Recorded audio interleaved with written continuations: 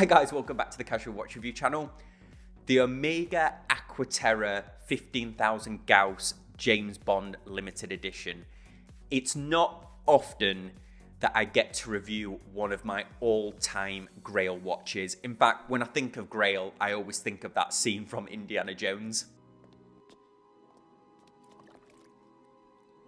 I often get asked which is my Grail watch or the one watch that I've always wanted, and I immediately think of the Omega Aqua Terra 15,000 Gauss. As soon as they released this watch, I loved the colour scheme, the yellow, that very distinctive second hand. But I've only ever seen one in the flesh before, and I was lucky enough to not only find a version of this, but find the limited edition James Bond version at Bob's Watches, and they kindly lent me this for review.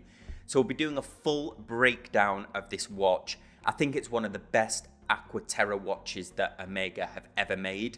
Anyway, let's flip the camera around and get started.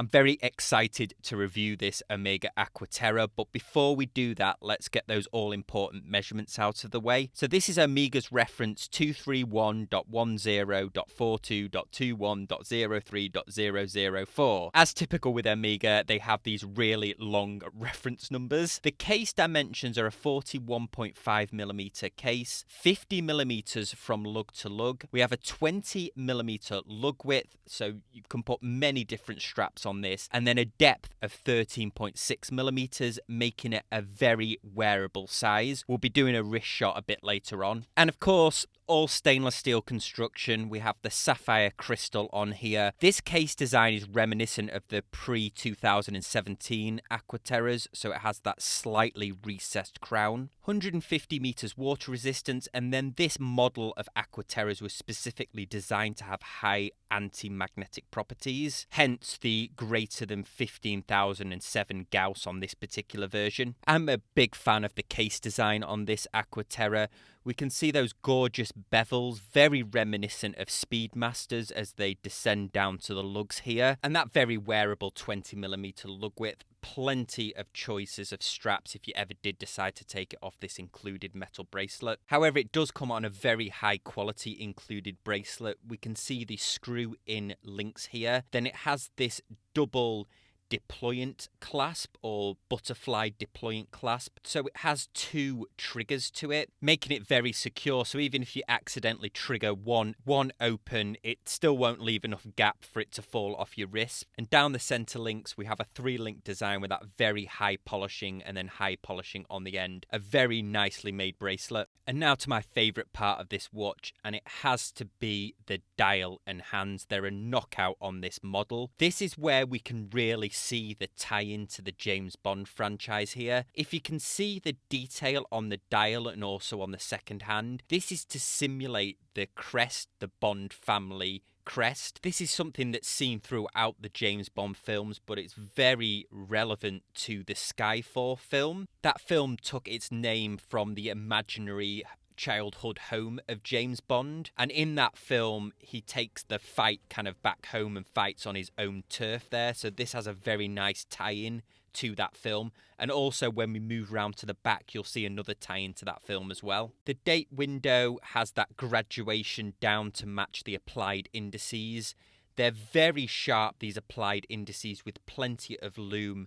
I just love this yellow second hand with the Bond family crest instead of a lume pip on the second hand. And around the outside of the dial, we can see this white and then the yellow minute track, yellow for the numbers. So there's no Arabic numbers on the watch, just the indices, but we can see every 15 seconds denoted on the dial in yellow. Now, closer up on this greater than 15,000 Gauss that appears on the dial here, or rather cheekily, they've put greater than 15,007 Gauss with the James Bond pistol logo as the 7. So what does this mean? Well, there's been anti-magnetic watches for many years, but Omega really pioneered this high anti-magnetic properties of the watch. So unlike a lot of other anti-magnetic watches, which kind of had like an iron core around the inside to protect the movement, Omega actually developed this coaxial movement with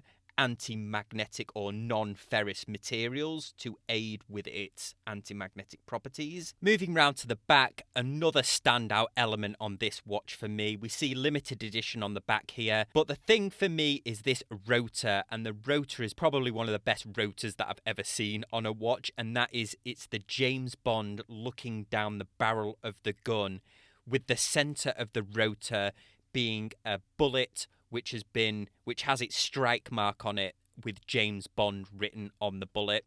I think this is just an awesome feature on this watch. The watch features Omega's caliber 8508, and this is their first anti-magnetic movement that they had certified. It beats at a frequency of 25,200 with a power reserve of 60 hours, 39 joule movement, and it has that pioneering Omega coaxial escapement. Let's do a wrist shot.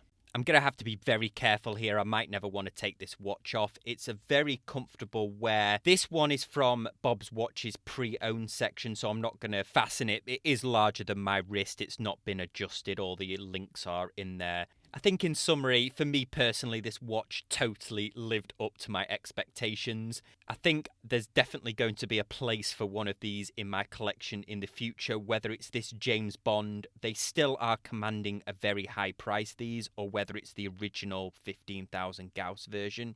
So guys, that was my review of the Omega Aqua Terra James Bond version. But what did you guys think? Did you like it?